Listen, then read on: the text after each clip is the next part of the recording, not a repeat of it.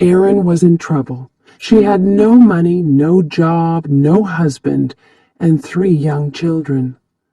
Life is difficult when you are a single mother. But Erin loved her young family, and she wanted to make their lives happy and comfortable. Day after day, she read the local newspapers and called for jobs. But every phone call and every interview was unsuccessful. It was time to try something new. Erin visited her lawyer, Ed Mastery. "I'm smart, I'm hardworking, and I'll do anything," she told him. "Please give me a job." It was a strange way to find a job, but Erin did what she had to do. She wanted to be a good person and a good mother. Erin was not like the other office workers. She did not always speak politely, she did not wear dark suits, and she gave her opinions fearlessly. She worked hard, organizing papers into piles and boxes every day. But the work was too boring for a smart woman like Erin. Soon she started reading some of the letters in lawyers' papers to make her days more interesting.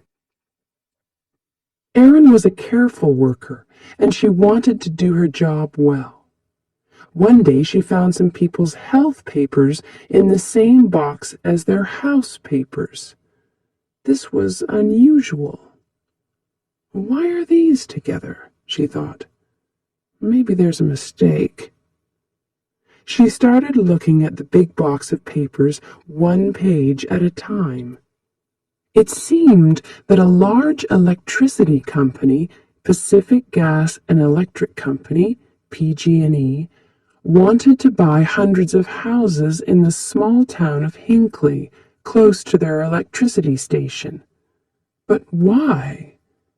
More importantly, why were the homeowners' health papers in the same boxes? It was a mystery. Erin could not sleep that night. She was worried. Did PG&E want to hide something? Were the people of Hinckley safe? Erin was already a busy woman with her own problems. She had little time to worry about other people. But deep inside, Erin felt that something was wrong. Could she solve the mystery? She needed more information. The next day she spoke to her boss, Ed. With his help, Erin started looking more closely at the papers. Erin discovered more and more strange papers in the Hinckley box. She realized that there was a serious problem. She loved her family and she wanted to spend more time with them.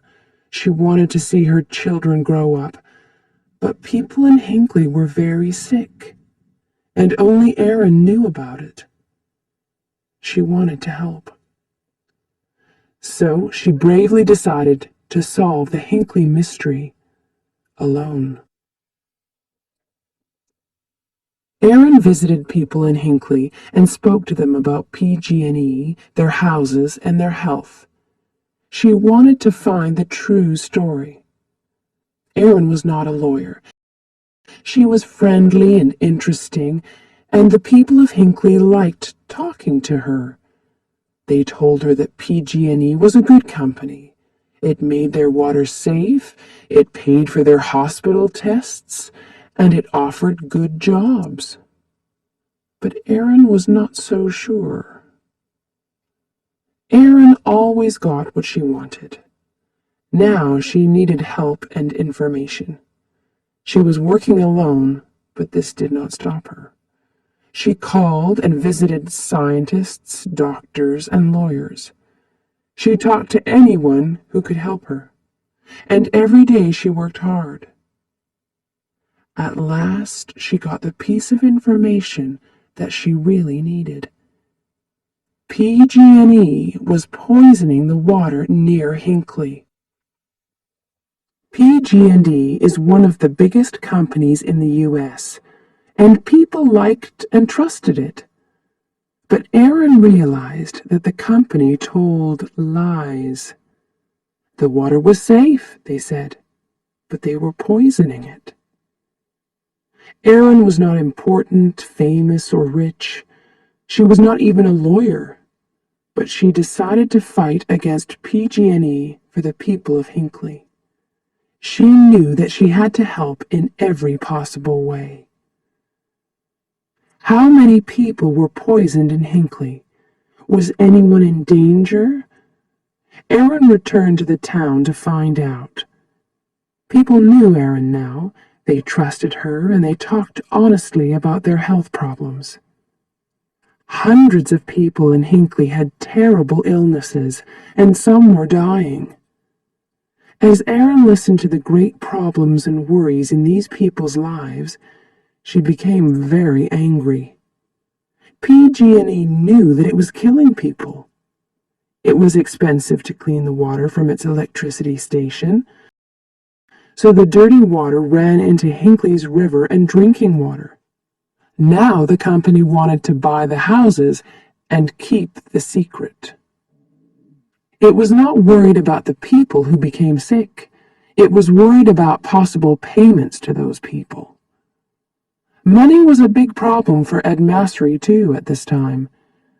Erin's work was important. He knew that. But lawyers only get paid when they win. It was almost impossible for a small local law office to win against PG&E. Ed was afraid. But he was a brave man, too. He trusted Erin, and Erin's courage and hard work carried them through the most difficult times.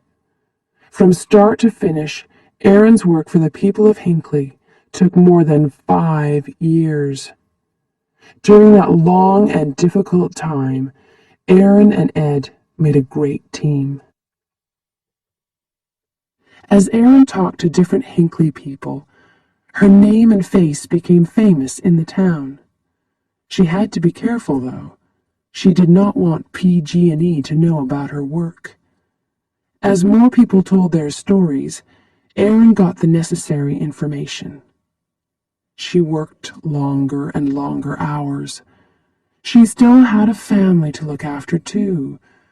Her body and mind were tired, but she knew that quick action was important. Finally, it was time to fight PG&E. Erin and Ed sent 634 notices for lawsuits from their small office to the large, expensive offices of PG&E. It was brave, but was it crazy? PG&E was a dangerous enemy.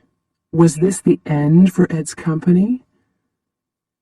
When PG&E received the notices for the lawsuits, its lawyers immediately realized the danger. The sick people of Hinckley wanted a lot of money from the company. More lawyers were brought in on both sides. The lawsuits were too big for Erin and Ed alone. But Erin continued to work on them. The Hinckley people were her friends now. She truly loved them, and she knew more about their lives and problems than anyone. So Erin, Ed, and the lawyers from other companies worked together to do their best for the people of Hinckley. After months of hard work, important lawyers in expensive clothes filled a small courtroom. PG&E bosses sat quietly in their chairs, trying not to look worried. Erin was nervous and excited. She thought about her friends in Hinckley, and she remembered the long years behind her. As the judge spoke his final words, she listened silently. PG&E had to pay $333 million to the people of Hinckley. It was the largest amount of money for this type of lawsuit in the history of the United States.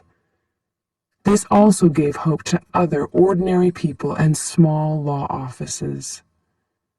And when PG&E stopped poisoning the water at Hinckley, hundreds of people's lives were saved. After their fight against PG&E, Erin and Ed had enough money to stop working forever. But today, Erin is still working for Ed's office. She is not a lawyer. She always liked to do things her own way, and she has not changed. But her health, her family, and the people of Hinckley are more important. Today, she works for other ordinary people who are fighting against big companies. Her courage and hard work continues to help people and save lives. Thank you for watching.